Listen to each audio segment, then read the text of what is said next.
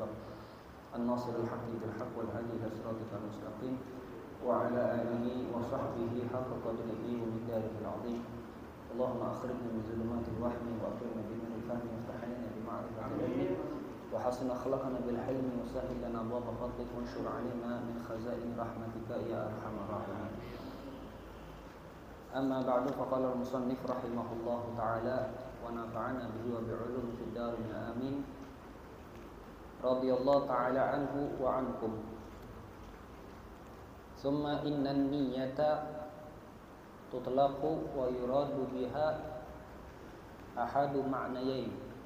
الأول إن النية عبارة عن غرضك الذي حملك على عزم والعمل والقول، وتكون النية بهذا الاعتبار في الأكثار خيرا من العمل إن كان خيرا وشرا منه إن كان شرا. وقد قال عليه الصلاة والسلام نية المؤمن خير من عمله فانظر كيف خص المؤمن بالذكر. Berkata Al-Imam Al-Habib Abdullah bin Ali Al-Haddad dalam kitabnya Risalatul Mu'awanah, masih dalam fasal perihal masalah niat.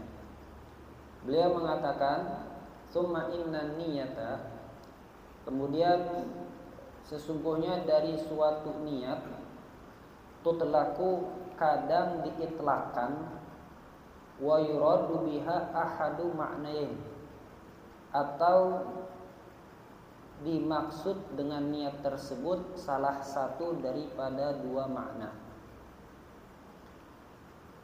Al-awwal, yang pertama, inna niyata, sesungguhnya niat itu ibaratun an gharadika, merupakan ibarah, diibaratkan dari tujuanmu yang membawamu atas suatu tekad dan amal serta ucapan.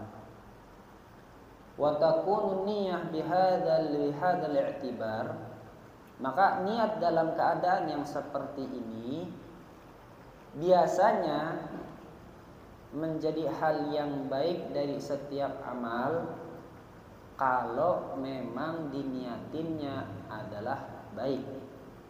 Wa syarran, dan menjadi buruk apabila memang dari awalnya sudah diniatkannya buruk. Jadi di sini Al-Imamul Haddad beliau memberikan tanbih, memberikan semacam acuan kepada kita dalam perihal masalah niat yang dibedakan pada setiap orang yang melakukannya. Ada niat itu terutama adalah karena sebab tujuan. Memang sasaran daripada suatu amalnya tersebutlah yang menjadi tujuannya. Sasaran daripada suatu amal. Contoh paling gampang kalau kita maknai untuk mendekati pemahaman, ketika Allah Ta'ala mengatakan inna salata tanha 'anil fahsya'i wal munkar, maka ketika seorang mukmin dia melihat salat itu sebagai salah satu bentuk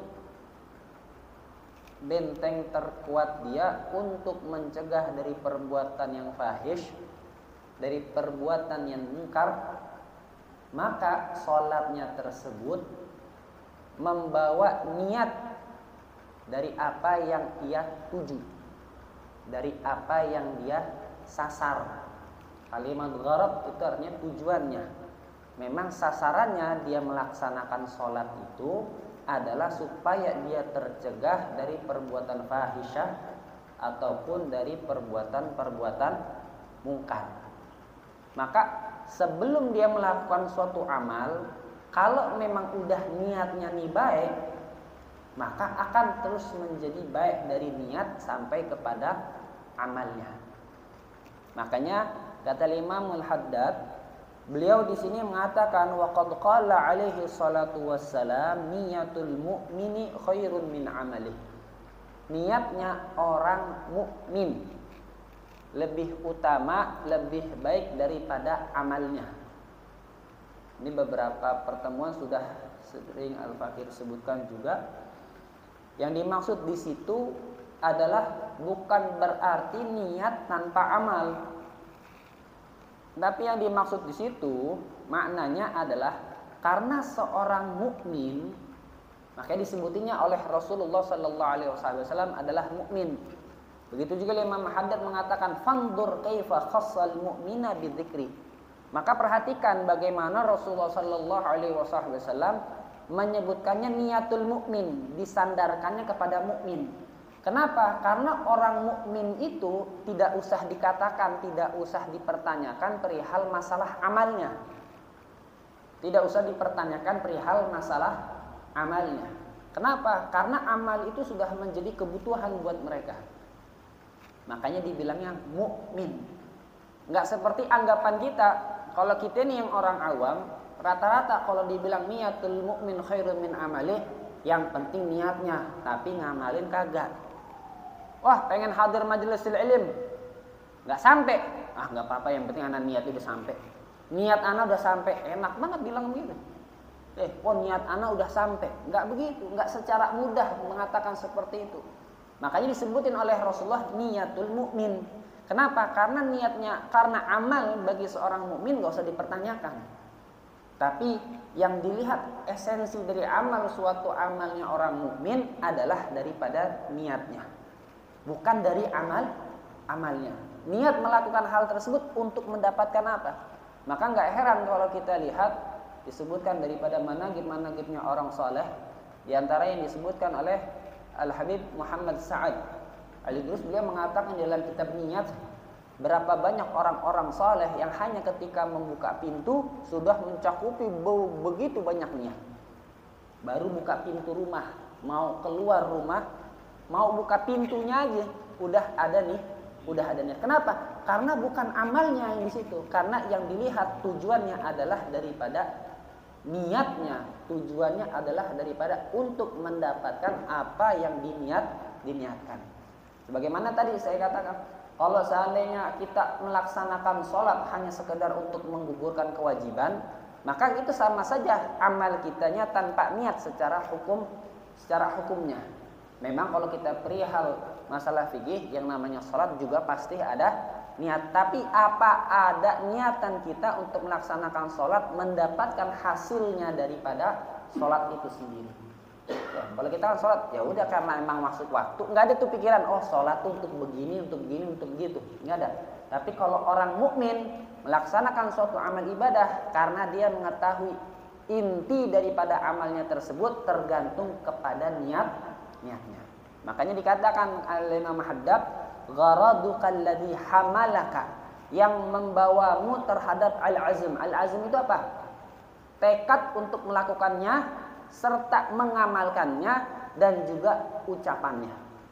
Karena tiada suatu amalan, begitu banyak amalan yang senantiasa beriringan dengan dua hal, perbuatan sama ucapan. Seketika ada suatu amal, imma huwa ada perbuatan dan juga ada ucapannya, ataupun sebaliknya, ada perkataannya saja tapi tidak ada perbuatan, atau perbuatannya saja tetapi tidak ada perkataan. Seperti masalah ketika orang nasyr dakwah, seperti dalam bab ta'lim seperti ini, bukan berarti ketika kita mengajarkan sholat yuk kita langsung sholat, nggak begitu. Ajarkan dulu teorinya, ucapannya dulu yang diucapkan, perkataannya dulu yang diajarkan, baru kemudian nanti prakteknya. Ketika orang bersodakoh, orang sodakohnya dulu, karena nggak ada orang sodakoh sambil ngomong, ini saya sodakoh, saya nggak ada yang begitu. Ya sodakoh aja. Kenapa? Karena sodakoh itu adalah perbuatan, tidak ada unsur ucapan. Beda halnya kalau memang pengen disebut, fulan, itu beda lagi, pembahasan bukan pada amalnya. Nah, dari setiap amal itu pasti ada perbuatan dan juga ada ucapan, ataupun ada ucapan tidak ada perbuatan, atau sebaliknya ada perbuatan tapi tidak ada ucapan. Masing-masing hal tersebut tujuanmu apa? Tujuanmu apa? Itulah yang disebut dengan niat. Sasaran dari suatu amal kita apa? Ketika kita punya perbuatan yang tanpa ucapan, sasarannya kemana? Ketika kita ada perkataan, tapi tak ada perbuatan, sasarannya kemana? Inilah yang dimaksud oleh Al-Imamul Haddad untuk makna niat yang pertama. Jadi yang dilihat bukan daripada amalnya. Kenapa? Karena kembali lagi Al-Fakir katakan bahwa orang mukmin bukan yang dipertanyakan adalah apakah dia berbuat atau tidak, tapi bagaimana dalam satu amalannya kepada niatnya. Niatul mu'mini khairun min amali, dalam hadis Nabi sallallahu alaihi wasallam. Wa fi sya'bin min al-iman qala ibn al-A'rabi li anna an-niyya la yadkhulaha al-fasad. Karena sesungguhnya pada dasarnya inti niat tersebut tidak dapat dimasuki oleh hal-hal yang merusaknya. Wal amal yudkhiluhul fasad. Sedangkan suatu perbuatanlah yang bisa menyebabkan seseorang merusaknya. Kalau lagi namanya niat, nggak bisa kecampur. Kenapa? Karena cuma dia doang yang tahu. Tapi kalau lagi ada amal, nah tergantung tuh. Kadang orang yang memang betul-betul mukhlis amalnya, ya tanpa dilihat siapapun, ya tetap dia melakukannya. Jadi dikatakan kalau niat itu pada dasarnya intinya nggak mungkin ada yang bisa merusaknya, karena memang tergantung terhadap orang yang berniat. Tapi kalau amal, walaupun ada niat, tapi boleh jadi ada sesuatu yang datang at-tari minhu yang bisa merusaknya. Atau minimal bisa mengurangi daripada makna niatnya. Wa innama arada bil fasad ar-riya, karena kebanyakan daripada hal yang merusak amal yaitu adalah ar-riya. Fa yarji'u dzalika ila ma qala al-ustadz Abu Sahal wa qad qila an-niyyah duna al-amal qad yakunu ta'ah. Ada mengatakan bahwasanya niat tanpa dengan amal kadang-kadang bisa menjadi taat. Nanti disebutin dalam hadis Nabi sallallahu alaihi wasallam, "Man hamma bihasanatin falam ya'malha kutibat lahu hasanah." Barang siapa yang berkehendak untuk melaksanakan suatu kebaikan tetapi belum sempat untuk melakukannya. Ma'al qudrah. Dia enggak melakukannya bukannya dalam artian dia enggak sempat, tapi dia mampu, tapi dia memang enggak sempat karena sebab udzur. Maka kutibat lahu hasanah. Niatnya tersebut terhitung daripada satu kebaikan yang sempurna. Qalu wal amalu duna niyyah la yakunu ta'ah. Sedangkan suatu amal perbuatan tanpa ada niat tidak bisa disebut dengan taat sama sekali. Enggak bisa disebut dengan taat sama sekali. Berbeda dengan ada niat cuman enggak ada amal. Ketidakmampuan untuk beramalnya berlandaskan oleh udzur syar'i. Baru ada namanya kutibat lahu hasanah. Tapi kalau seandainya ada suatu amal walaupun banyak tetapi tidak ada niatan tujuan dia untuk melakukannya, sasaran dia dalam melakukannya itu untuk apa, maka itu tidak disebut dengan ta'ah. Wa tamamul hadits wa amalul munafiq khairun min niyatih. Bahkan disebutkan dalam hadis amalnya orang munafik khairun min niyatih, lebih utama, lebih baik daripada niatnya. Wa kullun ya'malu ala niyatihi, dan segala sesuatu itu tergantung terhadap niatnya yang dia niatkan. Fa idza amilal mu'minu amalan nara fi qalbihi nur. Karena sebab setiap orang mukmin yang beramal dengan suatu amalan akan tampak dari hatinya nur, cahaya. Min hadithi Sahal bin Sa'ad As-Sa'idi. Wal makna tsani, dan makna yang kedua, inna niyata ibaratun an qasdika fi'lu syai'i wa azmuka alaih. Yaitu bahwasanya niat suatu ibarah daripada qasd, keinginanmu, fi'lu syai' untuk melakukan sesuatu, wa azmuka alaih, dan tekad untuknya. Wa hadhihi niyyah la takunu illa khairan minal amal. Dan niat yang semacam ini tidak ada kecuali hal yang baik dari suatu amalnya. Walakin la yakhlul insan, akan tetapi tidak terlepas seorang manusia ketika azm mentekadkannya ala fi'li syai'in dalam berbuat sesuatu itu min ahadi thalathi halat, dari salah satu 3 keadaan. Yang pertama, an ya'zam wa ya'mal, dia punya niatan, punya tekad, kemudian dia ngamalin.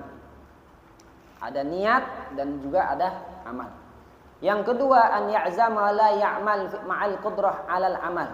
Ada orang yang punya tekadnya saja, akan tetapi dia tidak mengamalkan sedangkan dia mampu untuk melakukannya. Wa hukmu hadhil halah, dan hukum keadaan yang ini dan yang sebelumnya qad ata mabniyan fi ma rawiya an Ibnu Abbas radhiyallahu taala anhuma an Rasulillah sallallahu alaihi wasallam annahu qala, bisa dijelaskan sebagaimana di dalam riwayat dari Sayyidina Abdullah bin Abbas radhiyallahu taala anhuma dari Rasulullah sallallahu alaihi wasallam annahu qala, bahwasanya beliau bersabda, innallaha katabal hasanat was sayyiat, sesungguhnya Allah taala menulis atas segala bentuk kebaikan-kebaikan dan begitu pula keburukan-keburukan. Summa bayyana dzalik, kemudian Rasulullah sallallahu alaihi wasallam menjelaskan perihal tersebut. Faman hamma bihasanatin, maka barang siapa hamma. Kalimat hamma ini bermakna azam. Dia cuma ada niatan, keinginannya doang. Bihasanatin, dengan suatu kebaikan, falam ya'malha, tetapi dia tidak melakukannya karena sebab uzur. Katabahallahu indahu hasanatan kamilah, maka hamnya tersebut, niatnya tersebut, hukumnya menjadi kebaikan buat dia. Hukumnya menjadi satu pahala yang sempurna untuknya. Katabahallahu indahu hasanatan kamilah. Maka kalimat falam ya'malha, dia tidak melakukannya bukan karena sebab keinginannya. Kenapa? Karena tadi dikatakan dia punya keinginan dan juga mau melakukan. Berbeda, dia punya keinginan tapi memang tidak mau melakukan. Dia punya keinginan akan tetapi tidak mau melakukan. Kalau yang model kayak begini kagak kena sama sekali. Kenapa? Karena adanya keinginan tanpa dia mau melakukannya, tanpa ada upaya dia untuk melakukannya, maka itu hukumnya haba'an mansura. Ya, sia-sia. Ya. Fa in hamma biha fa'amilaha, maka barang siapa yang berkeinginan dengan suatu kebaikan, fa'amilaha, dan dia mengamalkannya, katabahallahu indahu asyara hasanat ila 700 dhi'fin ila ad'afin katsirah. Kalau seandainya dia berkeinginan dalam suatu kebaikan dan dia mengamalkannya sesuai dengan yang dia niatkan, maka Allah Ta'ala akan mencatatkan baginya 10 kebaikan sampai 700 kali lipat, sampai kelipatan yang amat sangat banyak yang hanya Allah mengetahuinya. Liman sya'a wa lima sya'a, kepada siapapun yang Allah kehendaki dari apa amal yang ia kehendaki. Wa in hamma bisayyi'atin falam ya'malha, barang siapa yang berkeinginan suatu keburukan, falam ya'malha, dan dia meninggalkannya, katabahallahu indahu hasanatan kamilah. Nah, di sini maknanya apa? At-taubah. Dia punya keinginan buruk, tapi sebelum melakukannya dia rujuk, dia kembali, dia nadam, dia tobat dalam hal itu semua. Maka bagaimana? Allah Subhanahu wa ta'ala bukan menuliskan daripada niatnya, tapi menuliskan daripada meninggalkannya. Makanya dalam hal-hal yang makruh, kategori makruh itu dibilangnya apa kalau dalam hukum fikih? Idza tarakaha, kalau dia meninggalkannya karena sebab taat kepada Allah, maka yusab, maka diberikan pahala. Diberikan pahala. Sebagaimana ketika orang meninggalkan sesuatu yang haram karena taat kepada Allah, itu pun diberikan pahala. Orang yang meninggalkan makruh karena tahu ini enggak disukai sama syariat, apalagi sesuatu yang haram, dan dia meninggalkan karena sebab apa? Taat sama Allah, maka bagaimana hukumnya? Yusab. Orang tersebut diberikan pahala. Wa in hamma biha fa'amilha kataballahu sayyi'atan wahidah. Maka barang siapa yang berkeinginan untuk melakukan suatu keburukan kemudian dia mengamalkannya, maka Allah hanya mencatat baginya satu keburukan, satu dosa. Qala Ibnu Hajar fi Fathil Bari, qauluhu innallaha katabal hasana wa sayyi'at ay yahtamilu an yakuna hada min qaulillahi ta'ala fa yakunu taqdir qala Allah ta'ala innallaha kataba ila akhir. Wa yahtamil an yakuna min kalamin Nabi sallallahu alaihi wasallam yahkihi an fi'lillahi ta'ala wa fa'ilu thumma bayyana dhalika huwa Allah ta'ala wa qawlu faman hamma syaraha dhalik. Dalam ucapan kalimat innallaha katabal hasanah was sayyi'at ini ada dua kemungkinan. Boleh jadi Allah Ta'ala lah yang mengatakannya, boleh jadi Rasulullah sallallahu alaihi wasallam lah yang mengatakannya. Al-halatu tsalitsah, keadaan yang ketiga, an ya'zama ala fi'li amrin la yastati'u fi'luh. Dia bertekad untuk melakukan suatu perintah, akan tetapi dia tidak mampu untuk melakukannya. Fayasir yaqul, ya, seakan-akan dia mengucapkan lau istata'tu amiltu. Kalau saya mampu, saya akan melakukannya. Falahu niyatun malil amil wa alaihi ma alaih. Maka baginya niat malil amil atas yang dia inginkan, wa alaihi ma alaih, dan dia mendapatkan pertanggungjawaban atas yang diniatkannya. Wa dalil ala dzalik, dalil hal itu semua qaulu alaihi salatu wasalam annasu arba'atun. Kata Nabi SAW, manusia itu terbagi menjadi 4 golongan. Rajulun atahullahu ilman wa malan.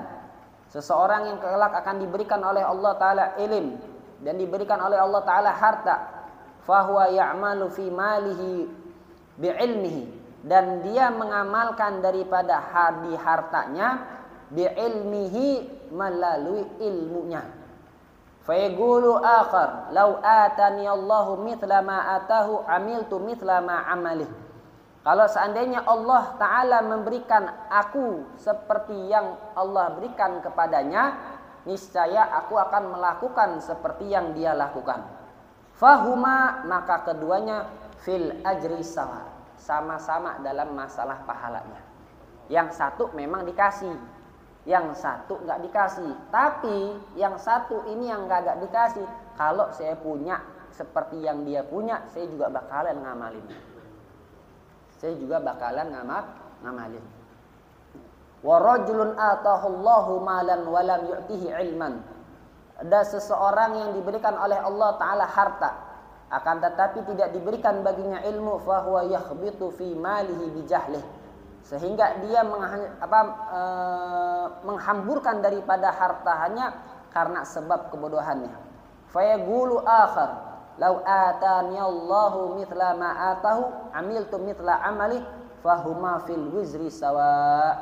Begitu juga ada orang yang dia dikasih harta tetapi dia nggak punya ilmunya dalam mentasarrufkan hartanya. Kalau dia bilang, wah ini orang kaya, kalau seandainya ini kaya, seandainya anak kaya, anak foya-foya juga tuh sama dia tuh. Anak mau bikin pesta juga tuh sama kayak dia. Itu dua-duanya orang sama-sama dia dosanya sama. Padahal yang satu kagak ada, cuman dia punya niat kalau sama dikasih yang begitu, dia juga bakalan ngelakuinnya. Ya. Makanya ada yang dikatakan ada orang yang dikatakan miskin fi magam taqwa, ada orang yang dikatakan miskin fi magam sufla. Ada orang yang dikatakan miskin tapi dia dalam keadaan yang sangat amat tinggi. Siapa itu yang tadi? Dikasih Allah Subhanahu wa ta'ala, tidak memberikan kepada dia harta, tidak memberikan kepada dia ilmu, akan tetapi dia punya niatan untuk melakukan sebagaimana orang yang punya harta mentasarrufkan hartanya di jalan Allah. Itu orang miskin tapi fi darajatil ula.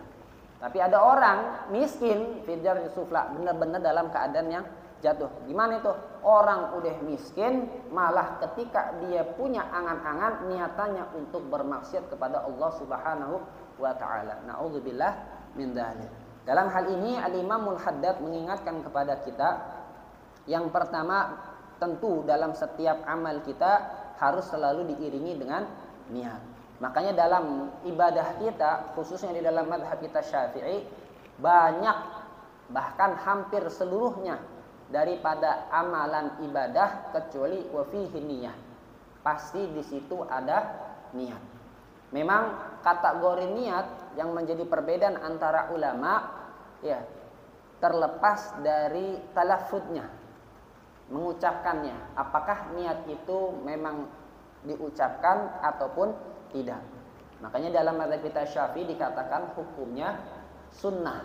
Nah ini pada setiap ibadah memang yaftaqiru ila niyah.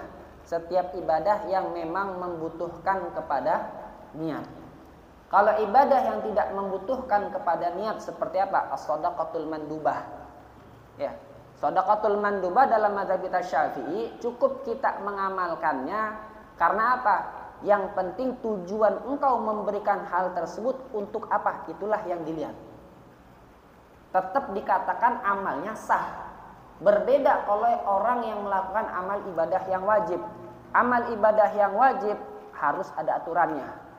Qasdul fi'li wa ta'yin wal fardiyah. Setiap yang namanya hukum wajib dalam ibadah harus ada yang namanya qasdul fi'li. Kemudian ta'yin, kemudian ada yang disebut fardiyah. Setiap yang wajib dalam setiap amalan, kalau kita bicara niat harus ada 3 hal ini. Qasdul fi'li, apa yang dia sedang lakukan? Oh, dia salat, maka ucapkan kalimatnya usolli. Ketika dia som, maka niatnya yaitu adalah seperti yang biasa kita ucapkan, nawaitu shauma ghadin dan seterusnya. Kemudian wal fardiyah, harus diucapkan kalimat fardunya. Kemudian ta'yin, ditentukan apa yang sedang dia lakukan kalau memang ibadah tersebut mempunyai beberapa macam keadaan. Seperti kayak sholat, maka ta'yinnya itu adalah zuhur, asar, maghrib, isya, dan subuh. Kalau dalam masalah ibadah wajib harus ada 3 hal ini. Tapi kalau dalam ibadah sunnah maka tidak ada ketentuan yang seperti ini karena yang disyaratkan hanya qasdul fi'li kemudian wata'in. Fardiyahnya enggak ada. Ya, fardiyahnya enggak ada. Kalaupun itu adalah kita katakan di dalam perihal masalah salat. Tapi kalau di dalam perihal masalah ibadah yang dikatakan hukumnya sunnah bighair selain daripada salat, maka walaupun tidak ada niat, yang penting tujuanmu melakukannya apa, itulah sebagai niatnya. Makanya bentuk salah satu yang membantu kita dalam masalah sedekah itu, kalau dalam mazhab kita Syafi'i itu kan ada yang namanya ta'yin dalam sedekah. Ta'yin dalam sedekah itu paling gampang ya, gambaran pemahaman kita sekarang itu, kalau kita ngeliat di masjid ada kotak amal, kan udah ditulis tuh macam-macamnya. Untuk yatim dan du'afa, untuk pembangunan masjid, untuk maslahat. Kenapa? Karena ini adalah ta'yin. Karena ini adalah bentuk. Begitu kita masukin ke situ, lah kita memang udah tahu tuh niatnya mau ngebantu yang yatim, mau ngebantu yang du'afa. Kita masukin buat yang maslahat masjid, mau untuk ngebantu pembangunan masjid, mau kita bantu untuk apa? Maslahatil umum yang dilaksanakan kegiatan-kegiatannya ada dalam masjid. Maka ketika kita melihat itu cukup buat kita. Kenapa? Karena nggak mungkin kita masukin tujuannya ke maslahat masjid, tapi niatnya kita apa? Untuk bantu anak yatim. Kenapa? Karena udah ditentuin. Makanya nggak sembarangan. Kudu dibedain itu antara yang namanya wakaf sama sedekah ta'yin. Orang yang namanya wakaf itu gak sembarangan, harus sama orang alim, harus dibimbing, harus dikasih tahu mulai dari A sampai Z-nya. Gak sembarangan orang punya mentang-mentang dia kaya langsung main asal ngomong aja, oh saya wakafkan tanah sekian untuk masjid. Gak bisa begitu, datang dulu ke orang alim. Bagaimana supaya dia terbimbing? Supaya apa? Supaya niat dia, tujuan dia dalam mengamalkannya tersebut mendapatkan nilai yang besar di sisi Allah Subhanahu wa taala. Makanya tadi dijelaskan oleh Rasulullah SAW, rajulun atahu malan wa ilman. Dikasih sama Allah taala harta, kemudian dikasih juga ilmu. Bukan berarti dia yang punya ilmu, enggak begitu. Yang penting dia sadar, oh saya ini enggak ngerti dalam masalah ini, datang sama orang yang berilmu. Fas'alu ahla dzikri in kuntum la ta'lamun. Permasalahan wakaf bukan sekedar memberikan dengan sighah wakaf, enggak sembarangan seperti itu. Harus dibimbing kepada orang-orang yang mengerti. Atahu malan wa ilman, dikasih harta dia punya, ilmunya dia juga ada. Boleh jadi ilmu memang dia yang punya, ataupun ilmu milik orang lain tapi dia mendatanginya. Atau bagaimana? Ada orang miskin yang dia nggak punya ilmu, dia nggak punya harta, tetapi dia punya harapan. Nah, harapan ini bukan hanya sekedar angan-angannya saja, tapi ada usaha untuk ke situnya. Ada daya upayanya dia untuk melakukannya. Kenapa? Karena nggak mungkin al-battalun, orang-orang yang cuma angan-angan itu diberikan oleh Allah Ta'ala fadilah, keutamaan. Bukan hanya sekedar angan-angan. Karena memang mungkin ketidakmampuannya dia. Ya. Karena sebab uzurnya dia. Makanya kalau dalam kita bicara masalah qiyamul lail, kalau ada orang yang memang ada kebiasaannya dia qiyamul lail, kemudian satu hari dia sakit, akhirnya bablas qiyamul lail, bagaimana hukumnya? Tetap hari tersebut, malam tersebut masih diberikan pahala oleh Allah Subhanahu wa ta'ala. Kenapa? Karena kalau dalam keadaan sehat, dia pasti qiyamul lail. Ini yang dimaksud. Ada daya dan upaya. Bagaimana ketika orang-orang soleh yang bahkan masih dalam keadaan susah payah, mereka masih memaksakan diri untuk taat kepada Allah. Seperti disebutkan di dalam Manaqib Al-Imam Al-Habib Hasan bin Shalih Al-Bahar, ketika dalam keadaan yang sangat amat panas, demam beliau, tapi di waktu beliau biasa qiyamul lail, gomu ya nafs. Tepuk-tepuk dia punya paha. Supaya apa? Supaya bangun. Ini lagi dalam keadaan sakit. Kita kan kalau lagi demam udah maunya meringkuk aja. Apalagi kita minumnya paracetamol yang 500 mili, tegak langsung 3, regut udah. Kagak, waktunya bangun. Kenapa? Karena matanya emang udah terbiasa seperti itu. Matanya tuh udah tahu waktunya, nggak perlu pakai alarm HP, nggak perlu dibangunin karena memang sudah terbiasa. Bangun dipaksakan. Begitu sholat, selesai sholat, kata anaknya, ya abah khalas, udah engkau dalam keadaan sakit, jangan paksain. Atau ringankan sedikit, enggak, samain. Tetap sama. Yang dibaca sama, waktu lagi sakit sama dalam keadaan sakit. Begitu selesai ambruk. Fahada ala sawa fit thawab. Ini orang yang modelnya dihukumi sama di dalam pahala. Bukan cuma sekedar kalau anak punya duit begini, anak mau kasih nih buat yatim begini. Cuman dianya nganggur aja. Kerjanya rebahan aja. Pengennya banyak begini. Oh, cuman disusun doang di otaknya. Cuman usaha ke situ dia nggak ada. Nggak begitu. Islam kagak mengajarkan yang seperti itu. Dia punya daya upaya. Oh, saya nih mau memberikan harta sekian. Anak mau setiap hari sedekah 50.000. Tapi daya apa? Anak cuman kerja, cuman sehari dapat 40.000 bahasanya.